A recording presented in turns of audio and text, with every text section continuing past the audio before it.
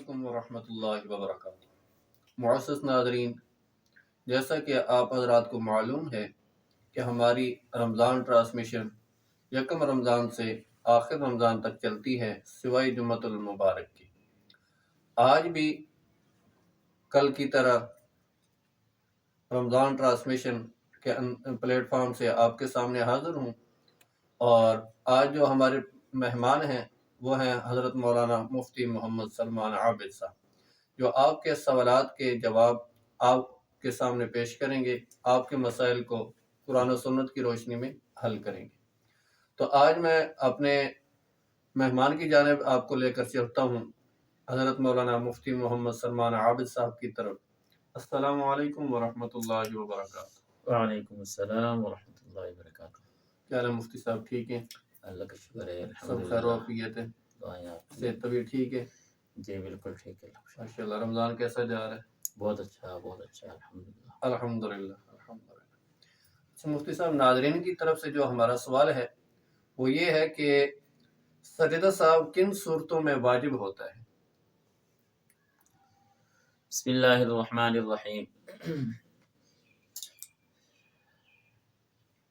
الحمدللہ، اللہ رب العزت کا شکر کرم اور احسان ہے کہ اللہ رب العزت نے ہمیں رمضان المبارک کی قیمتی لمحات دیے ہوئے ہیں۔ اس لیے بنیادی طور پر ہمیں چاہیے کہ ہم رمضان کے ان قیمتی لمحات کو اپنے لیے بھی قیمتی بنا لیں، اور جتنا اللہ رب العزت کی اس رحمت کو اور اللہ کی طرف سے دیے ہوئے مغفرت کے پروانے کو سمیٹ سکیں اتنے ہی کم ہے۔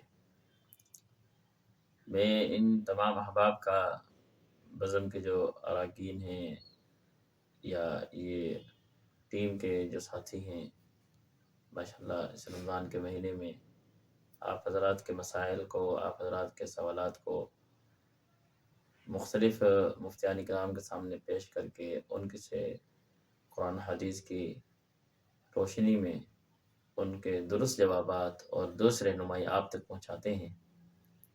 اس لیے ان حضرات کو خصوصی دعاؤں میں یاد رکھا کریں، اور سحری میں، افطاری میں اور اپنے مخصوص دعاؤں میں مکمل مسلمان، خصوصاً اس ٹائم جو سب سے اہم بات ہے وہ ہے غزہ کے مجاہدین، ان کو اپنی دعاؤں میں یاد رکھنا کہ اللہ رب العزت ان کی تمام پریشانی کو دور فرمائے۔ آمین۔ چلتے ہیں سوال کے جواب کی طرف۔ سوال ہے کہ سجدہ صاحب کن صورتوں میں واجب ہوتا ہے؟ یہ بات ذہن نشین کر لینی چاہیے کہ نماز میں 4 قسم کے اعمال ہیں: فرض، واجب، سنت، مستحب۔ فرض کے بارے میں یہ بات ذہن میں رکھ لیں کہ اگر نماز میں جو فرائض ہیں، جن کو ارکان نماز بھی کہا جاتا ہے، اگر ان میں سے کوئی ایک فرض بھی چھوٹ جائے تو اسے نماز ہی نہیں ہوتی سرے سے۔ سنن، مستحبات، اگر ان دونوں میں سے کسی ایک میں کوئی چیز رہ جائے تو یوں تو کہیں گے کہ نماز ناقص ہوگی، نماز کے ثواب میں کمی آ جائے گی، لیکن نماز ہو جاتی ہے۔ باقی ہے واجب کے بارے میں، تو واجب کا حکم یہ ہے کہ اگر واجب چھوٹ جائے یا فرض کی ادائیگی میں تاخیر ہو جائے، یہ 2 وجہ ہیں: واجب چھوٹ جائے یا فرض کی ادائیگی میں تاخیر ہو جائے، تو اس صورت میں سجدہ صاحب واجب ہوتا ہے۔ اب 7 ارکان ہیں، ایک آدمی اللہ اکبر کہہ کر تکبیر تحریمہ کہنے کے بعد ہاتھ باندھ کے کھڑا ہو گیا، اس کو سورہ فاتحہ پڑھنا بھول گیا کہ وہ کھڑا ہوا ہے، انتظار کر رہا ہے، اس کو ذہن میں نہیں رہا، پھر تھوڑی دیر گزری کہ اس کو یاد آیا اور اس نے تلاوت شروع کر دی، تو اب یہ تاخیر ہو گئی ہے فرض کی ادائیگی میں۔ تو فرض کی ادائیگی میں چونکہ مطلق قرات فرض ہے، فرض کی ادائیگی میں تاخیر کی وجہ سے اب سجدہ صاحب آ گیا ہے۔ اس طرح واجب اگر چھوٹ جائے، مثال کے طور پر سورہ فاتحہ کے بعد دوسری سورت کا ملانا، یہ واجب ہے۔ اس نے سورہ فاتحہ کی تلاوت کے بعد رکوع میں چلا گیا، سورت پڑھنا بھول گیا، تو یہاں پر اس نے واجب چھوڑ دیا ہے، اب بھی اس پہ سجدہ صاحب آ جائے گا۔ تو یہ اصول ذہن میں رکھیں کہ فرض کی ادائیگی میں تاخیر ہو جائے یا واجب چھوٹ جائے، دونوں صورتوں میں سجدہ صاحب لازم ہوتا ہے۔ اب یہ مفتیان کرام سے کسی انسان کی نماز میں اگر کوئی غلطی ہو جاتی ہے اور اس کو نہیں پتہ کہ یہ واجب ہے، یہ سنت ہے، مستحب ہے، تو اس کو چاہیے کہ وہ نماز پڑھنے کے بعد عالم سے، مفتی صاحب سے پوچھ لے، پھر اس کے مطابق اپنی نماز کے بارے میں. اور آسان سی بات یہ ہے کہ اگر کسی آدمی کو نہیں پتہ لگ رہا کہ میرے اس عمل کی وجہ سے سجدہ صاحب مجھ پر لازم ہو رہا ہے یا نہیں ہو رہا، اس کا طریقہ یہ ہے کہ سجدہ صاحب کر لیا جائے. آخر میں سجدہ صاحب کرنے کا فائدہ یہ ہوگا کہ اگر سجدہ صاحب ہوتا ہوگا تو ادائیگی ہو گئی، اور اگر نہیں ہوا تو اس سے نماز میں کوئی فرق نہیں پڑے گا، بلکہ نماز بہتر ہو جائے گی. جو ذہن میں شک آیا تھا، خیال سے آیا تھا، وہ بھی دور ہو جائے گا. شک دور ہو جائے گا. جی، تو اس لیے یہ سید صاحب کے حوالے سے ہے. باقی اس میں تفصیل ہے، واجبات کتنے ہیں، 14 ہیں، اور پھر فرائض کے حوالے سے بھائی تفصیل کی طرف ہم نہیں جاتے، لیکن ایک اصول سی بات آپ کو سمجھا دی. اللہ تعالیٰ عمل کی توفیق دیتے. ہاں. اچھا مفتی صاحب، فرض چھوٹ جانے سے سجدہ صاحب ہوتا ہے نہیں ہوتا؟ نہیں، فرض اگر چھوٹ گیا تو نماز ہی نہیں ہوگی. نماز ایک آدمی نے تکبیر تحریمہ ہی نہیں کہی، وہ آ کے ایسی ہاتھ باندھ کے کھڑا ہو گیا، تکبیر تحریمہ ہی نہیں کہا اس نے، تو یہاں تو اس کی مطلب ہے کہ نماز ہی نہیں شروع ہوئی. ایک آدمی رکوع ہی چھوڑ کے بیٹھ گیا، تلاوت کرنے کے بعد ڈائریکٹ سجدے میں چلا گیا، رکوع اس نے کیا ہی نہیں ہے، پھر اس کو یاد بھی نہیں آیا، اس نے سیدھا سلام پھیر دیا، نماز ہی نہیں ہوئی. فرض کی اگر جو ہے نا ادائیگی نہ ہوئی تو نماز سرے سے ہوتی نہیں ہے، وہاں سید صاحب سے بھی نماز نہیں ہوگی. جزاک اللہ خیر مفتی صاحب. اچھا مفتی صاحب، فرض آدمی کا رہ جائے تو نماز نہیں ہوتی، فرض کے تاخیر میں اور سجدہ صاحب چھوٹنے کی وجہ سے سجدہ صاحب واجب چھوٹنے کی وجہ سے سجدہ صاحب واجب ہوتا ہے. صحیح ہے. لیکن ایک واجب کے اندر تاخیر ہو جائے تو پھر بھی سجدہ صاحب ہوگا، پھر بھی سجدہ صاحب والے. جزاک اللہ خیر. اچھا مفتی صاحب، ناظرین کی طرف سے جو ہمارا اگلا سوال ہے وہ یہ ہے، باقی یہاں پر میں اتنی سی بات آپ کے سامنے کر دوں، تاخیر کتنی ہو جائے، یعنی کتنی تاخیر ہو، تو یہ ہے کہ 3 دفعہ سبحان اللہ کہنے کی مقدار اگر اس کا وقت گزر جائے اور وہ اس یعنی 3 دفعہ سبحان اللہ کہنے کی مقدار کے بعد وہ اگلا جو عمل ہے وہ اختیار کر رہا ہے تو یہ تاخیر شمار ہوگا. اب اس کے بعد جو ہے اس پر سجدہ صاحب لازم ہو جاتا ہے. اتنی تاخیر ہو جائے کہ جتنی دیر میں سبحان اللہ یا سبحان ربی العظیم یا سبحان ربی الاعلی آدمی کہہ سکتے ہیں. جی جزاک اللہ خیر. مفتی صاحب، ناظرین کی طرف سے جو ہمارا اگلا سوال ہے وہ یہ ہے کہ عورتوں کی امامت جائز ہے یا نہیں. ایک عورت ہے، وہ حافظہ ہے، تراویح پڑھانا چاہتی ہے، تو کیا وہ اپنے گھر کے افراد کو، اپنی ماں کو، بہن کو جو محرم ہے ان کو جمع کر کے تراویح پڑھا سکتی ہے نہیں پڑھا سکتی؟ اس میں شریعت کیا کہتی ہے؟ عورت کی امامت جائز ہے یا نہیں جائز؟ یہ بات ذہن نشین کر لیں، بہت ہی گمبھیر مسئلہ ہے ہمارے اس ملک پاکستان میں اور پھر خصوصاً پنجاب میں. کوشش ہونی چاہیے کہ ہم جو ہے نا جمہور کے مسلک کو سامنے ہمیشہ رکھتے ہوئے اس پر عمل کریں. تو مسئلہ یہی ہے کہ عورت کی جماعت، عورت کی امامت مکروہ تحریمی ہے. عورت نماز نہیں پڑھا سکتی، عورت کے پیچھے نماز نہیں پڑھ سکتی، اس کو کہتے ہیں مکروہ تحریمی، جائز ہی نہیں ہے. اگر عورت مرد کے پیچھے نماز پڑھتی ہے تو اس کی جواز کی صورتیں ہیں، لیکن اس میں شرائط ہیں اور شرائط بہت سخت ہیں. تو مرد کے پیچھے تو عورت کی نماز کی گنجائش ملتی ہے، لیکن عورت کی نماز، عورت کے پیچھے اور عورت کی امامت کی کوئی گنجائش نہیں ہے. سختی سے حضرات منع کرتے ہیں. اس میں حدیث پاک میں آتا ہے، حضرت امی عائشہ صدیقہ رضی اللہ تعالیٰ عنہ کی روایت ہے کہ آپ علیہ الصلوۃ والسلام نے فرمایا کہ عورت کی افضل نماز وہ ہے جو جتنے ہی خفیہ جگہ پر، پوشیدہ جگہ پر، پردے والی جگہ پر ادا کی جائے گی. تو ظاہر سی بات ہے ایک آدمی کی، جو ایک عورت کی نماز مسجد میں ہے، پھر ایک عورت کی نماز اس گھر کے صحن میں ہے، پھر ایک عورت کی نماز گھر کے ایک کھلے کمرے میں ہے، پھر ایک عورت کی نماز کھلے کمرے کے مقابلے میں ایک چھوٹا کمرہ ہے اور خفیہ کمرہ ہے، پردہ زیادہ اس میں ہوتا ہے. تو یقینی بات ہے کہ مسجد کے مقابلے میں صحن میں نماز اس کی بہتر ہوئی، صحن کے مقابلے میں جو بڑا کمرہ تھا کھلا اس میں نماز بہتر ہوئی، اور اس کھلے کمرے کے مقابلے میں جو خفیہ پردے والا کمرہ ہے اس میں زیادہ اس کی نماز بہتر ہوتی ہے. تو اس سے یہ پتہ چلتا ہے کہ عورت کی افضل جو نماز ہے وہ تنہائی والی نماز ہے جس میں کوئی بھی نہ ہو، وجہ پردہ ہے، ستر ہے. تو عورت کی نماز عورت کے پیچھے بھی ٹھیک نہیں ہے اور عورت کی امامت بھی ٹھیک نہیں ہے. حضرت علی رضی اللہ عنہ کی روایت یہ کہ آپ علیہ الصلوۃ والسلام نے سے منع فرمایا ہے. باقی یہ جو روایت ملتی ہے کہ حضرت عائشہ صدیقہ رضی اللہ تعالیٰ عنہ نے باقاعدہ جو عورت کو امامت کروائی ہے، تو یہ بات ذہن میں رکھیں کہ اس حوالے سے ہم بہت جو ہے نا افراط تفریط کا شکار ہو جاتے ہیں. صحابی کا عمل اگر ہمیں ملا ہے تو اس کو دیکھا جائے کہ آیا وہ معمول بہا ہے یہ صرف تعلیماً ہے. تعلیماً کا مطلب یہ ہے کہ سکھانے کے لیے ایک صحابیہ نے اگر یا ایک صحابی نے کوئی عمل اختیار کر لیا ہے تو اس کا مطلب یہ نہیں کہ یہ عمل جو ہے نا سنت بن گیا ہے، یہ عمل جو ہے نا وہ زندگی کا مکمل وہی عمل بن چکا ہے، حصہ بن چکا ہے جس کو اختیار ہی کیا جائے. نہیں، اس طرح کی بات نہیں ہے. یعنی کہ معمول بہا نہیں تھا، تعلیماً تھا، سکھانے کے لیے. حضرت اپنا عائشہ صدیقہ رضی اللہ تعالیٰ عنہ نے جو ہے نا ایک دفعہ امامت کرائی ہے تو تعلیماً کو عمل اختیار کر لینا اور کہنا جنہوں نے بھی کرائی تھی اس لیے گنجائش ملتی ہے، جائز ہے، یہ اس طرح کی بات نہیں ہے. اس کے مقابلے میں تو ان کی روایت موجود ہے، میں عائشہ ذکر کے منع فرمایا گیا ہے. تو ایک روایت کو لے لیا گیا، ان کی دوسری روایت کو نہیں لیا گیا. یہ تو مطلب ہے کہ اپنے نفس کو خوش کرنا ہے، اپنے جی کو خوش کرنا ہے، جو جی میں آ رہا ہے اس کے مطابق عمل کرنا ہے. اس لیے اس سے اجتناب کیا جائے اور اس سے پرہیز کیا جائے. عورت کی امامت بھی مکروہ تحریمی لکھی ہے علماء نے، اور عورت کے پیچھے جماعت کے ساتھ نماز بھی مکروہ تحریمی لکھی. جزاک اللہ خیر مفتی صاحب. اچھا مفتی صاحب، ناظرین کی طرف سے جو ہمارا اگلا سوال ہے وہ یہ ہے کہ کیا سید کو بضرورت مجبوری زکوٰۃ دی جا سکتی ہے؟ ویسے تو زکوٰۃ نہیں دی جا سکتی سید کو، لیکن ایک مجبور ہے، غریب ہے، معذور ہے، بیمار بھی ہے، اس کو کمانے والا کوئی نہیں ہے، تو کیا ایسی صورت میں اس کو زکوٰۃ دی جا سکتی ہے نہیں دی جا سکتی؟ جی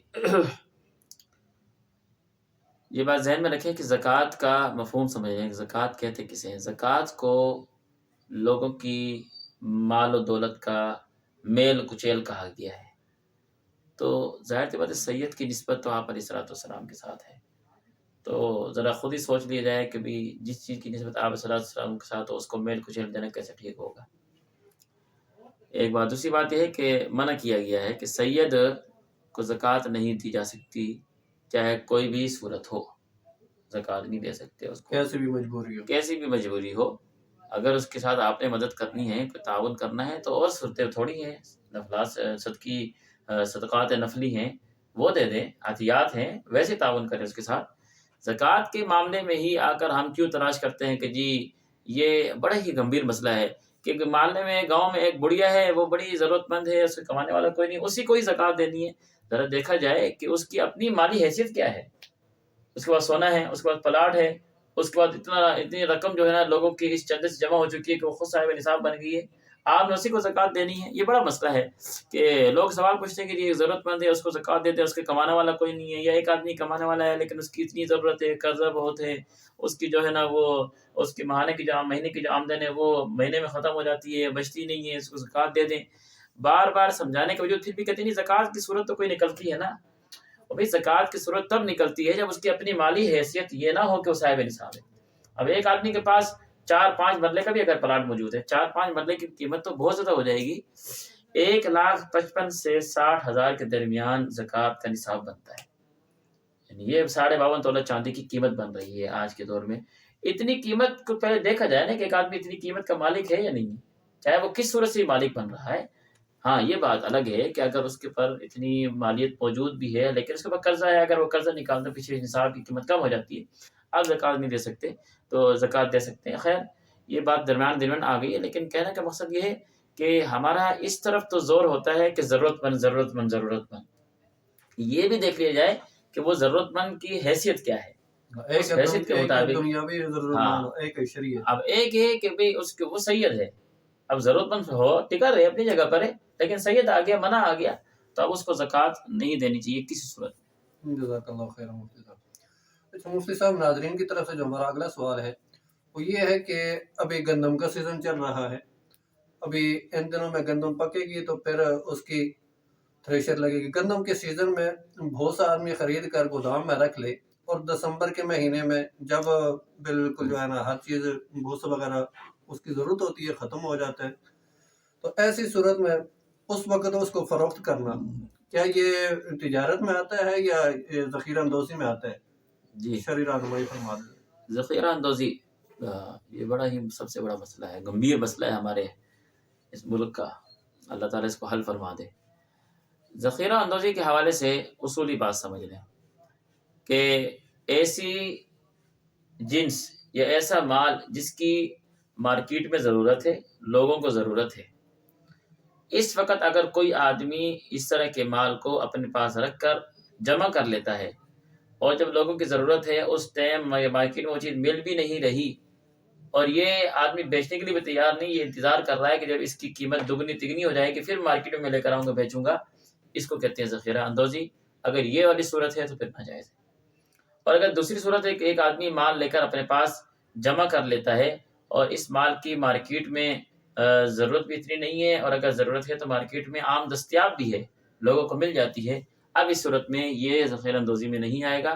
اس لیے ایسی صورت میں اگر کوئی آدمی اپنے پاس اس طرح کا مال جمع کر لیتا ہے اس کو ذخیرہ اندوزی نہیں کہیں گے، اس کے لیے جائز ہے۔ جزاک اللہ خیر مفتی۔ مفتی صاحب، ناظرین کی طرف سے جو ہمارا اگلا سوال ہے وہ یہ ہے کہ ایک آدمی مسجد میں ابھی رمضان کے اندر تراویح کے بعد وتر باجماعت ادا کی جاتی ہے، تو وہ دیر سے پہنچا تو امام صاحب کے ساتھ شامل ہو گیا، پہلی رکعت میں شامل ہو گیا، لیکن اب وہ اس کا جو سوال ہے وہ یہ ہے کہ دعائے قنوت ہے وہ آہستہ پڑھ رہا ہے لیکن امام صاحب نے جلدی مکمل کر لی، اب اس کی مقتدی جو ہے اس کی دعائے قنوت آدھی ہوئی ہے اور امام صاحب رکوع میں چلے گئے، تو ایسی صورت میں مقتدی کو کیا کرنا چاہیے؟ جی، دعائے قنوت وتر میں پڑھنا واجب ہے، تو یہ ہے کہ جب امام کے پیچھے کھڑا ہوا ہے اب اس کو چاہیے کہ وہ دعائے قنوت مکمل کرے۔ کب تک مکمل کرے؟ اگر اس کو یقین ہے کہ میں دعائے قنوت مکمل کر کے امام کے ساتھ رکوع میں شامل ہو جاؤں گا تو امام کے رکوع میں جانے کے بعد بھی دعائے قنوت مکمل کرے گا، لیکن یہ کہ یقین ہو۔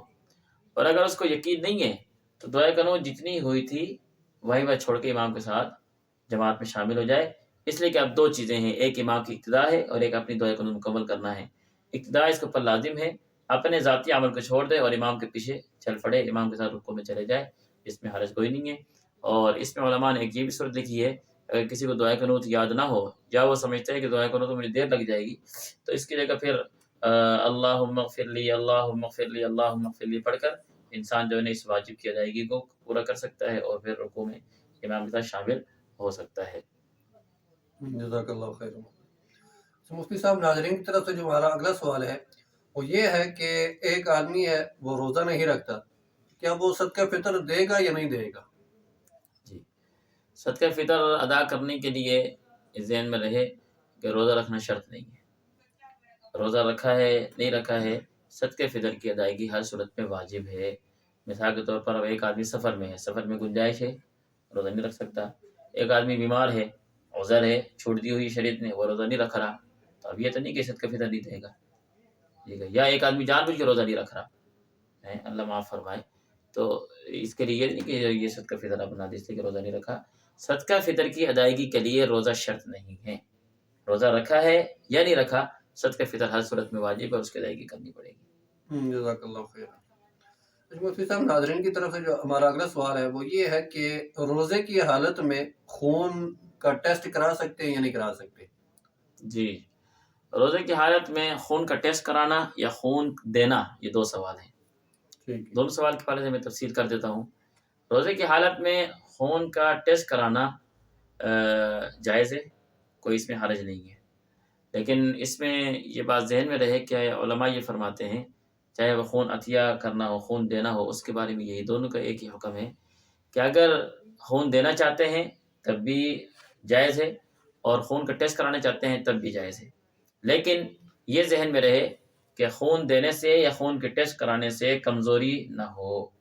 اگر کمزوری کا خطرہ ہے اور اس کمزوری کی وجہ سے روزے کے فاسد ہونے کا خطرہ ہے تو اب یہ ہے کہ روزہ مکمل ہونے کا انتظار کیا جائے، جب روزہ مکمل ہو جائے پھر خون ٹیسٹ کرائیں، خون کا عطیہ دیں، جو بھی ترتیب ہے کرنا چاہیں۔ لیکن اگر کوئی روزے کی حالت میں کر لیتا ہے تو اس میں گنجائش ملتی ہے شریع کی طرف سے، وہ شرط یا ذہن میں رکھیں کہ روزہ خراب نہ ہو، کمزوری ہونے کا خطرہ نہ ہو، پھر جائز ہو جائے گا۔ جزاک اللہ خیر مفتی صاحب۔ مفتی صاحب، ناظرین کی طرف سے جو ہمارا اگلا سوال ہے وہ یہ ہے کہ رمضان المبارک میں وفات پانے والے مسلمان کی فضیلت کیا ہے؟ کیا احادیث کی روشنی میں رمضان میں وفات پانے والے مسلمان کی فضیلت آتی ہے یا جس طرح عام معمول رمضان کے علاوہ ایسے ہی؟ جی، رمضان مبارک میں وفات پانے والوں کے حوالے سے حدیث میں یہ بات ملتی ہے کہ آپ علیہ الصلوۃ والسلام کا فرمان ہے کہ جو شخص رمضان میں فوت ہوتا ہے اللہ رب العزت اس کے حساب و کتاب کو اٹھا لیتے ہیں، اور یہی فضیلت جمعے والے دن کے حوالے سے بھی ہے، عام دنوں میں بھی، کہ جو شخص جمعے کو فوت ہوتا ہے تو اس کا حساب و کتاب اٹھا لیا جاتا ہے۔ اب یہاں علماء کے اختلاف ہے کہ آیا یہ جو حساب و کتاب اس کا اٹھا لیا گیا ہے یہ صرف جمعے کے دن ہے یا صرف رمضان کے مہینے میں ہے یا مستقل قیامت تک اور قیامت کے بعد کے لیے بھی ہے۔ جو زیادہ ترجیح رائے علماء نے ذکر کی ہیں وہ یہی ہے کہ یہ مستقل طور پر ختم کر دیا جاتا ہے، کہ رمضان کے بعد بھی جمعے کے بعد بھی اس حساب و کتاب نہیں ہوتا، اور بلکہ یہاں تک کہ علماء نے لکھا ہے کہ اللہ سے یہ بھی امید کی جا سکتی ہے کہ قیامت والے دن بھی اسے حساب و کتاب نہ ہو، بغیر حساب و سبحان کتاب اللہ۔ کے جنت میں داخل کر دیں۔ باقی یہ جو کہ بھئی حساب و کتاب رمضان کے بعد ہوتا ہے یہ جمعے کے بعد ہوتا ہے، یہ غیر مسلم کے بارے میں ہے کہ غیر مسلم کو صرف رمضان کے مہینے میں چھوٹ دی جاتی ہے، اور جمعے کے دن چھوٹ دی جاتی ہے کہ اگر کوئی کافر جمعے کے دن فوت ہو جائے یا رمضان کے مہینے فوت ہو جائے تو اس کا حساب و کتاب رمضان کے مہینے میں جمعے کے دن نہیں ہوگا، جمعہ گزرنے کے بعد رمضان گزرنے کے بعد اس کا حساب کتاب لازمی ہوگا۔ مسلمان اگر فوت ہوتا ہے تو وہ ہمیشہ کے لیے اس حساب و کتاب سے جو ہے نا سبکدوش ہو گیا اور اس کی اس سے جان چھوٹ گئی۔ دعا کرنی چاہیے اللہ رب العزت سے کہ اللہ تعالی ہمیں جو ہے نا یہ جو قیمتی اوقات ہوا کرتے ہیں اللہ سے مانگنے چاہیے کہ جمعے کی موت دے دے، ہاں جی، اس طرح رمضان کی موت ہمیں دے دے، اس طریقے سے جو ہے روزے کی حالت کی موت دے دے، نماز کی موت دے دے، اس طریقے سے جو ہے نا وہ مکہ مدینہ کی مٹی کے ہاں کیا ہمیں نصیب فرما دے، شہادت کی، یعنی یہ قیمتی موتیں ہیں، تو ان قیمتی موتوں کو اللہ تعالیٰ سے مانگنا چاہیے۔ اللہ تعالیٰ عمل کی توفیق دے دے۔ جزاک اللہ خیر۔ ناظرین، جیسا کہ آپ نے دیکھا کہ آپ کے سوالات ہم نے مفتی صاحب کے سامنے پیش کیے اور مفتی صاحب نے قرآن و سنت کی روشنی میں آپ کے سوالات کے جواب دیے جو آپ کے سامنے پیش کی جا چکے۔ آپ کو اپنے مسئلے کا حل قرآن و سنت کی روشنی میں مل چکا۔ اسی طرح اگر آپ کو کوئی اور مسئلہ درپیش ہو، آپ اپنا مسئلہ پوچھنا چاہتے ہیں تو سکرین پر دیے گئے نمبر پر اپنا مسئلہ لکھ کر واٹس ایپ کر دیں یا پھر کمنٹس بار کے اندر اپنا مسئلہ لکھ کر ہمیں بھیج دیں۔ انشاءاللہ العزیز آپ کا مسئلہ مفتی صاحب سے پوچھ کر آپ کی خدمت میں پیش کر دیا جائے گا۔ اب میں آپ کا بھی شکریہ ادا کرتا ہوں اور مفتی صاحب کا بھی شکریہ ادا کرتا ہوں کہ مفتی صاحب نے اپنے قیمتی اوقات میں سے وقت نکال کر ہماری ٹرانسمیشن کے اندر شرکت فرمائی۔ اللہ مفتی صاحب کو جزائے خیر عطا فرمائے اور آپ کو بھی اللہ جزائے خیر عطا فرمائے جنہوں نے اپنے سوالات ہم سے شیئر کیے اور ہم نے مفتی صاحب سے پوچھ کر آپ کے سامنے پیش کیے۔ اب میں آپ سے بھی اجازت چاہتا ہوں اور مفتی صاحب سے بھی اجازت چاہتا ہوں۔ السلام علیکم ورحمۃ اللہ وبرکاتہ۔ وعلیکم السلام ورحمۃ اللہ وبرکاتہ۔